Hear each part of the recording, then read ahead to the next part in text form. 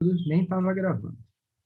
Bom, e para a gente fechar a aula de hoje, vamos falar sobre triagem empírica, né? Segundo método de busca por novos fármacos. Vocês vão ver que esse início parece meio maluco, né? Não faz nenhum sentido isso que ele fala. Mas depois, aí o negócio vai ter sentido. Tá? Então ele fala assim, neste processo de descobrir novos fármacos, todas as substâncias químicas disponíveis são submetidas a uma variedade de ensaios biológicos para a observação de alguma atividade biológica útil. Por ser um método empírico, né, o resultado, no sentido de obtenção de novos fármacos, não é muito compensador. Então, imagina só, você trabalha num laboratório de química. E nesse laboratório de química tem trocentas substâncias químicas. Imagina você pegar, uma por uma, e fazer testes biológicos com todas essas substâncias. Você acha que faz sentido? Hoje eu vou pegar esses 5 frasquinhos e vou testar esses 5 para ver se algum deles funciona como antibiótico, antineoplásico, anti-inflamatório. Vocês acham que faz sentido pensar dessa maneira? Chegar, pegar tudo que é substância e sair testando? Olha só, isso para mim, pelo menos, é tão sem sentido que olha só o que o Spinks fala. Por este método, né, fazendo isso que foi falado no primeiro parágrafo, a introdução de um antineoplásico, né, um medicamento para câncer, segundo Spinks, exige a avaliação de 400 milhões de compostos. Você acha que a sua geração, do seu filho, do seu neto, do seu bisneto, tataraneto, você acha que vai dar tempo de conseguirem testar 400 milhões de substâncias para existir a possibilidade de descobrir um antineoplásico? Alguém acha que isso é viável? Alguém acha que isso é promissor, que isso vai dar algum resultado satisfatório? Não, você vai viver, você vai morrer e você não vai ter descoberto um antineoplásico. Imagina, você teria que testar 400 milhões de substâncias. Ou seja, a chance de você não achar nada é quase 100%. Tá bom, continuando lá.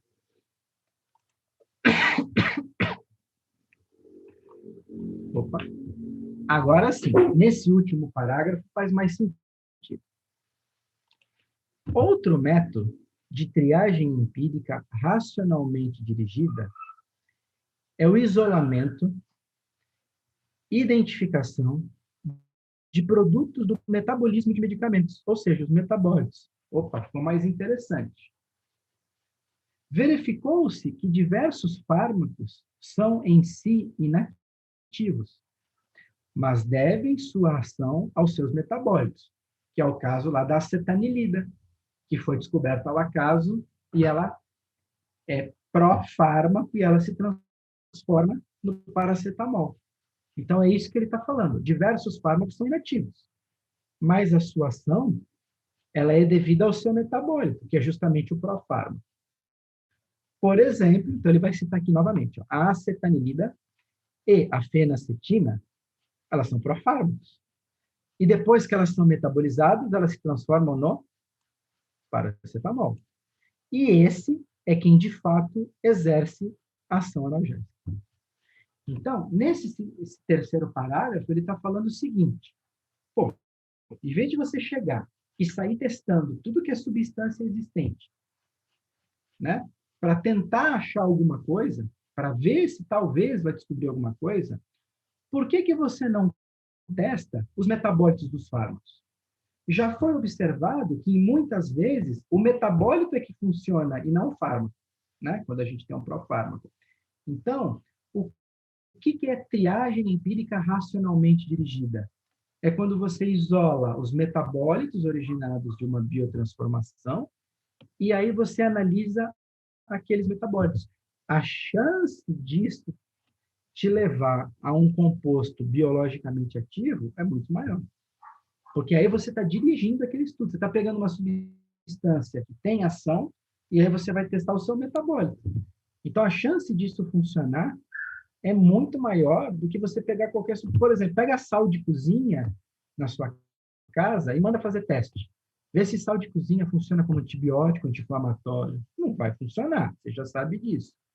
Então, assim, você imagina, ir pegando todas as substâncias e testando a esmo, sem nenhum raciocínio, né? Então, a triagem empírica racionalmente dirigida, sim, é um método interessante para você tentar desenvolver um novo fármaco ou descobrir um novo fármaco.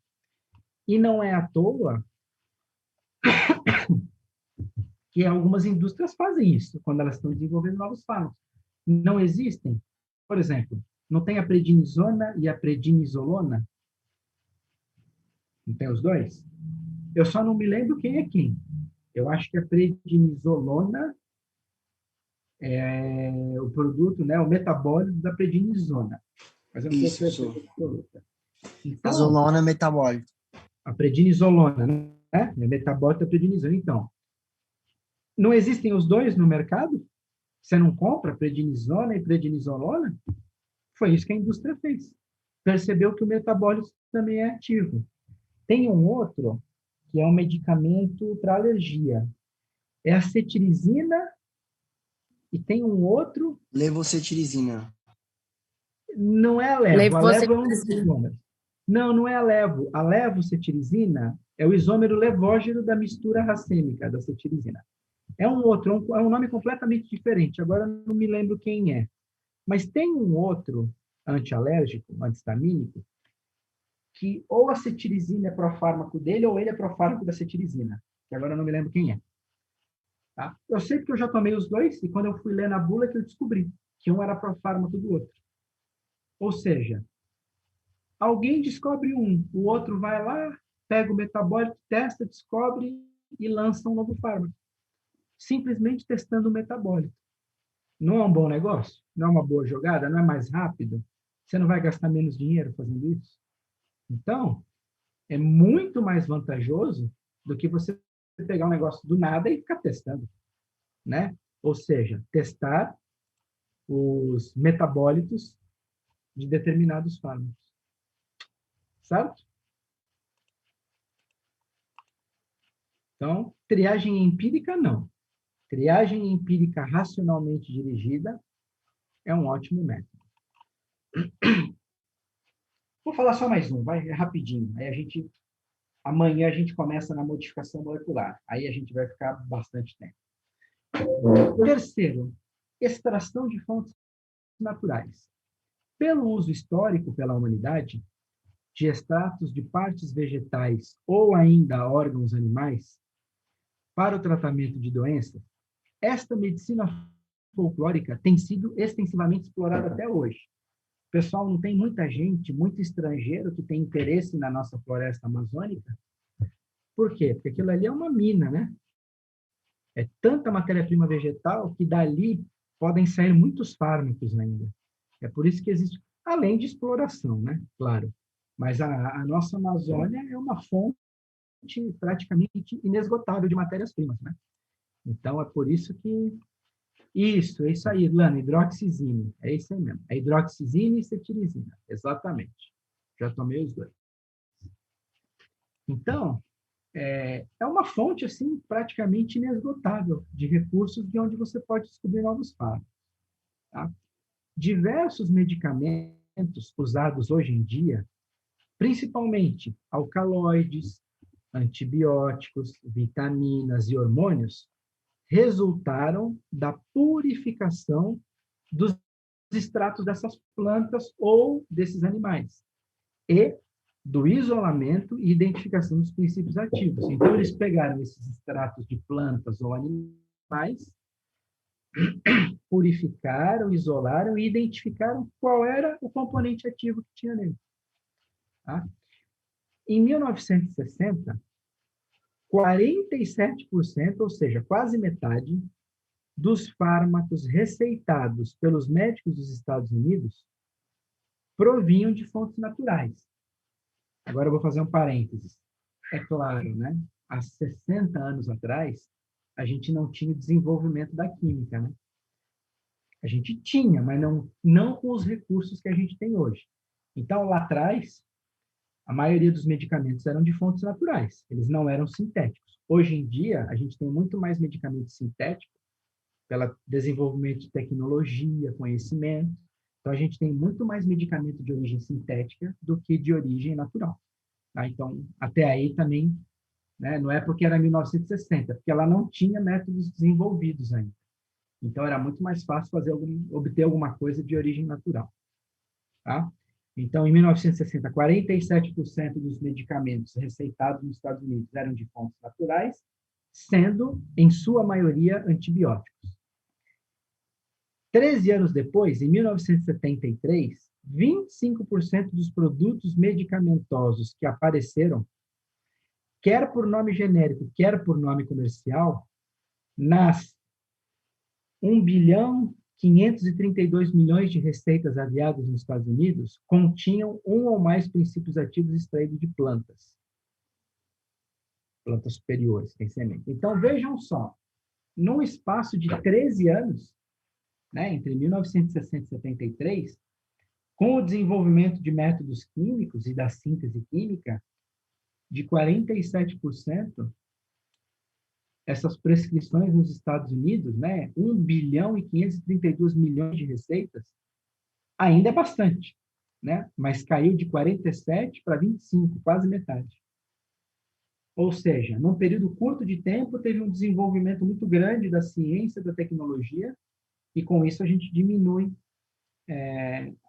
os medicamentos, as matérias-primas de origem natural, né? Vai aumentando de origem sintética. Mas mesmo assim, né? Ou seja, 25% é um quarto. Um em cada quatro eram substâncias, produtos de fontes naturais. Tá? Então, plantas e animais continuam sendo e sempre serão matéria-prima para descoberta e desenvolvimento de novos fármacos. Tá? E, mais uma vez, falando da Amazônia. É por isso que existe um grande interesse em cima da Amazônia. Então, essa história que a gente ouve na televisão, né? Ah, estão queimando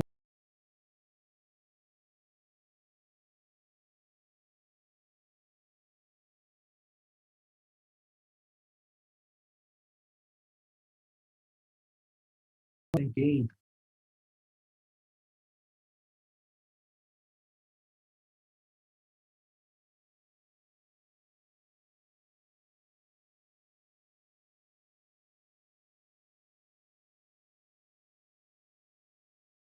aí no futuro.